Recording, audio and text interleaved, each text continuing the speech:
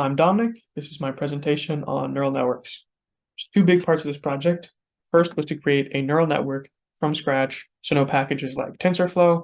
And the second one was to try and recreate that neural network using a limited number of sensors to try and probe the internal workings of the neural network. And I'll get into exactly what that entails later. So, what exactly is a neural network? Just as the name suggests, it is a collection of artificial neurons modeled in the computer that are all connected together with what are called wires or synapses or edges. They're pretty much interchangeable as far as I'm concerned. And the wires each have a weight associated with them.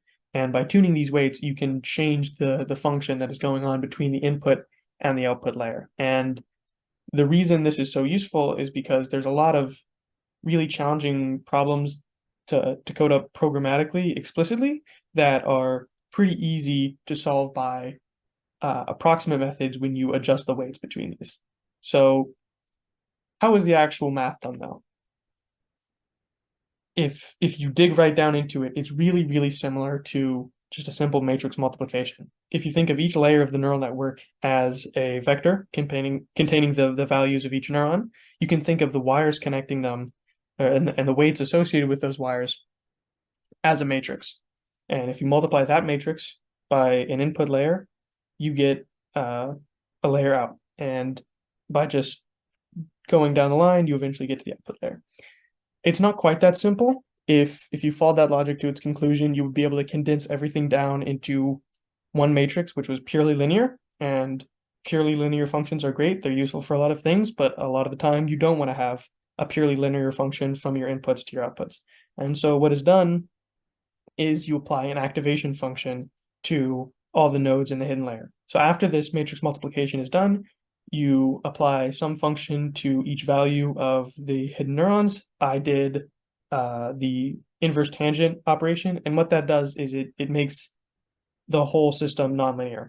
And what happens is because of this, you can approximate theoretically any function. There's something called the universal approximation theorem, which guarantees that as long as you have enough neurons in your system, you could have any function from your inputs to your outputs that you want, which is, again, a really powerful tool for a lot of things that are too hard to explicitly program.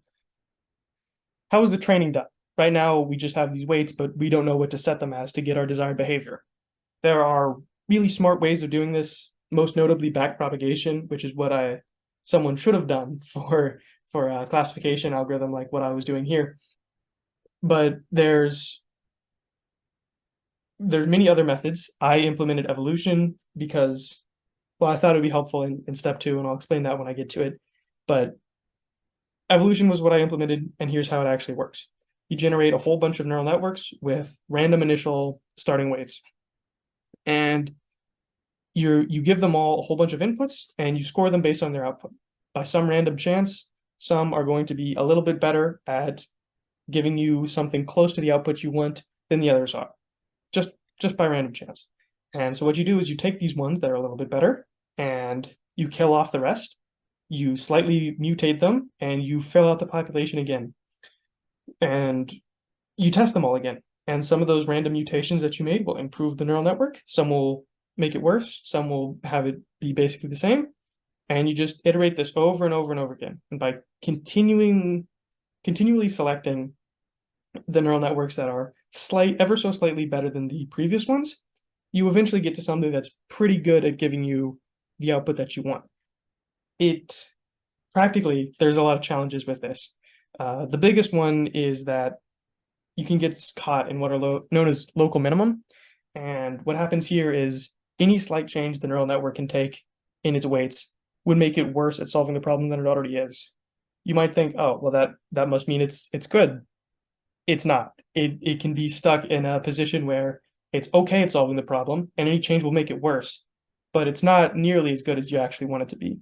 And that's a big challenge for this technique. It's a challenge for backpropagation. It's a challenge for what I did in the second part of this project. It's just an inherent property of these kinds of iterative approximate solutions to the problem. Now, what did I actually train it on? I trained it on the iris dataset. It's a pretty common dataset for these kinds of small scale neural network test cases. you have 4 inputs that correspond to some physical trait of the flower, like its petal length, for instance, and you have 3 species you want to classify it as. And so what I did is the input layer had 4 neurons, and these were set to the value of these parameters that were given, and I had 3 output layers, which each correspond to a different species, and you wanted the maximum output neuron to correspond to the right species that I was trying, that corresponded to the input values. And that's what it was trained on. So how did it do? Well, it did pretty well. After 300 iterations, it got to the point where it could correctly classify every single flower in the iris data set. And you might think, oh, that's overfit. It wasn't. I took the time to separate out the training and the test data. That's a pretty common practice to make sure that you're not just fitting to solve exactly the problem that you're given, but can't generalize to further solutions. And so that was pretty encouraging. I thought I had stumbled upon something really good here, and I was ready to move on to step 2. What did I want to do in step 2? Well, if you think of each of these connections as wires, as I did, and you could say they each have a current associated with their weight multiplied by whatever input neuron there was. And from this current, you could say, well, it has a magnetic field generated by that. And if the neural network has some physical extent, like in the picture I showed at the starting slides, you can create a picture like this. This picture maps the magnetic field for a whole bunch of points on a 2D grid to the neural network that generated it for a particular input state. And what I wanted to find out is if you were just given this picture or a much, much less high resolution version of this picture and the input values, could you recreate the underlying weights? And that's what I explored in the second part. So initially, I tried what I did before. I did evolution. I said, here are the inputs, here's the magnetic field strength, here's the magnetic field strength that it should be, which ones are closer? This did not work very well. It worked really, really poorly, actually, and so I had to find a better solution. The better solution that I came across was the Gauss-Newton method. I don't have nearly enough time to go into the math of exactly how that works. Suffice it to say, it is a generalized inverse, where if you had a linear system of equations, you can just invert the matrix and get whatever the inputs were for a given output.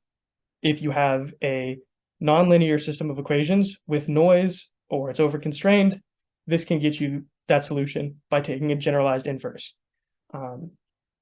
It's a really effective problem-solving method, and it actually ended up working pretty well on what I was trying to do. So here are the results. I probed the magnetic field on an 8x8 sensor array, so 64 points. I had 70 wires, so it was ever so slightly under-constrained. I had 5 distinct input states. So by that point, it was highly over-constrained. And even with that, it struggled to get these results. And these results still aren't perfect.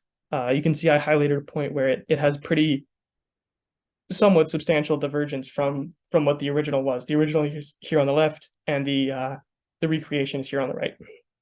That being said, when I put it through the iris test data set, it still worked, which I thought was pretty interesting because it never explicitly saw the test data. It never saw any iris data. All it saw was the magnetic field generated by the original neural network for certain input states.